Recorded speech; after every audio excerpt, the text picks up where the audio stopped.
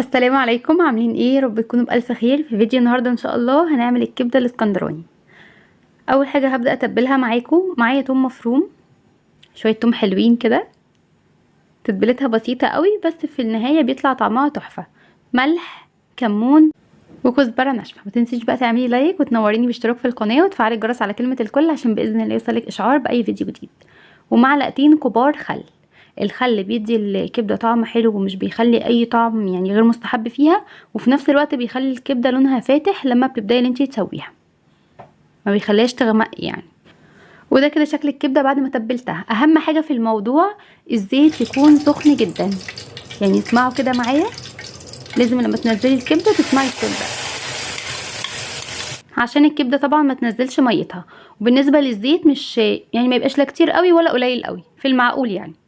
بعد كده هبدأ اقلب في الكبدة على طول، ما بشيلش ايدي منها خالص علشان ما تغمقش، وفي نفس الوقت الكبدة ما بتطولش ابدا على النار، يعني دقيقتين 3 بالكتير قوي بتكون استوت معاكي، عشان لو طولتيها اكتر على النار هتلاقيها يعني زي بتشد كده. اول ما الكبدة كلها تلون معايا، وده كده بيحصل في دقايق، يعني دقيقة كده او دقيقة ونص، تبداي تضيفي عليها الفلفل. انا ضفت هنا فلفل حامي، تقدري تضيفي فلفل رومي عادي، ولكن الكبدة الاسكندراني حلاوتها كده وهي ايه يعني تبقى حامية شوية.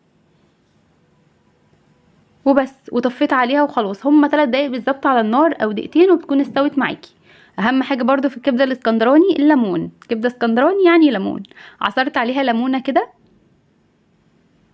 وبعد كده هبدا اعملها في السندوتشات. برضو الكبده في العيش الفينو بتبقى تحفه. ده كده شكل الكبده، بصوا لونها فاتح ازاي، ما غمقتش ولا اي حاجه. امشي بس كده بكل التكات البسيطه قوي اللي انا قلتلك عليها، وباذن الله هتوصلي لنتيجه هتعجبك جدا. وبس، ده كده الشكل النهائي معانا النهارده. لو عجبك الفيديو اعملي لايك واشتراك للقناه وفعلي الجرس على كلمه الكل عشان باذن الله يوصلك اشعار باي فيديو جديد. والسلام عليكم ورحمه الله وبركاته.